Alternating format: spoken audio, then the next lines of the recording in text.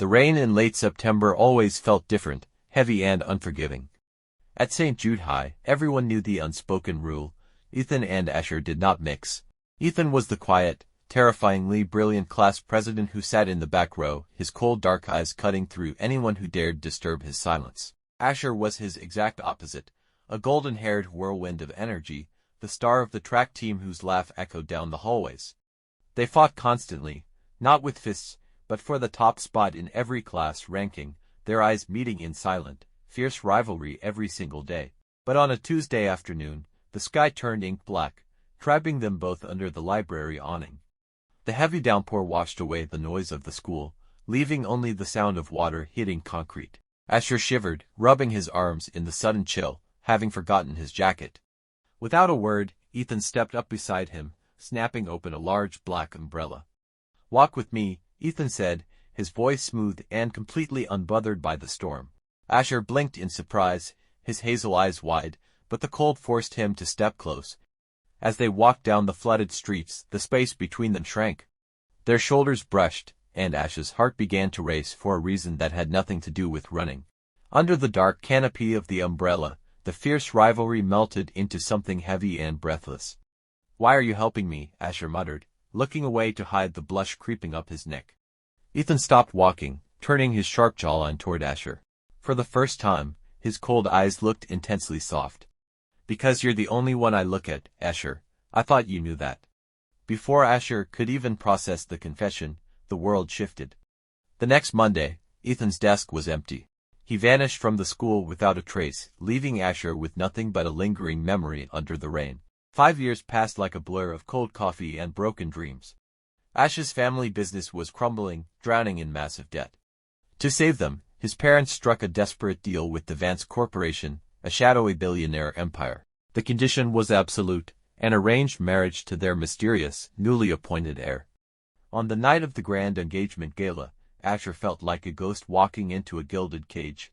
He wore a sharp black suit, but his mind was completely numb as he entered the crystal-lit ballroom.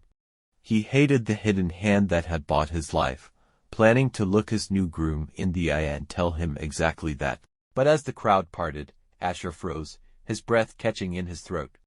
Standing under the center chandelier was Ethan. He was no longer the boy from the library.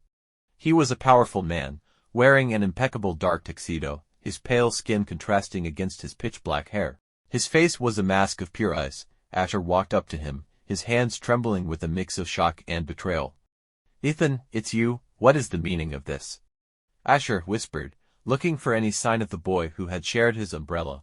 But Ethan didn't even blink. He took a slow sip of his drink, his cold eyes scanning Asher with complete indifference. "This is a business arrangement, Asher. Nothing more," Ethan replied, his voice completely devoid of emotion. "You will act as my spouse, and your family gets their money. Don't mistake this for a high school reunion." The words cut deeper than any knife, cementing their new reality.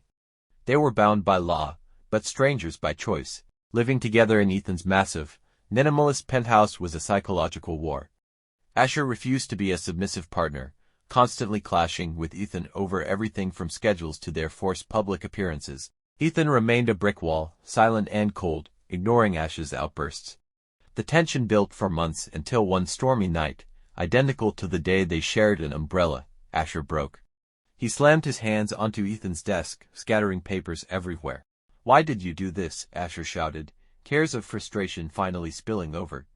"If you hated me so much, why buy my life? Why torture me like this?" Ethan finally snapped. He stood up, his tall frame shadowing Asher, his sharp jawline tight with sudden fury.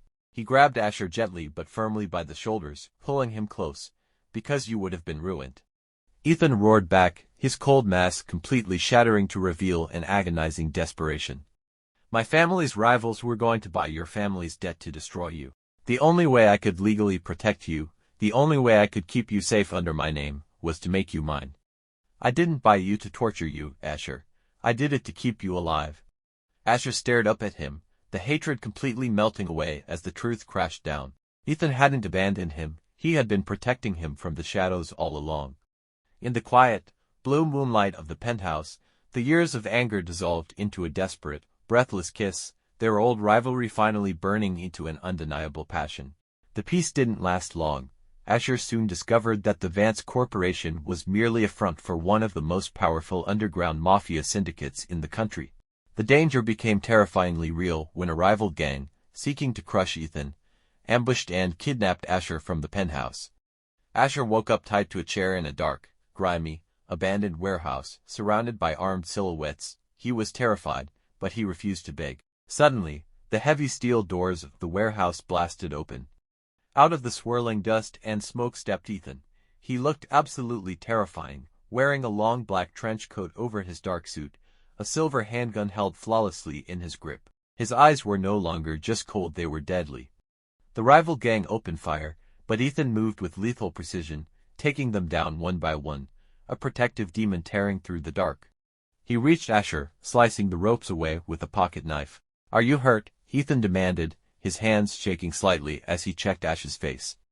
Asher looked up at his Mafia husband, seeing the blood on his coat and the pure panic in his eyes, not fear for himself, but fear of losing Asher. In that violent, smoking warehouse, Asher smiled softly, leaning his forehead against Ethan's chest. He didn't care about the danger anymore, nor the secrets or the shadows. "I'm fine," Asher whispered, gripping Ethan's coat tightly. "Let's go home." Standing on the rooftop later that night, looking out over the neon city, Asher held Ethan's hand. They had started as school rivals, but they were ending as kings of the underworld, entirely inseparable.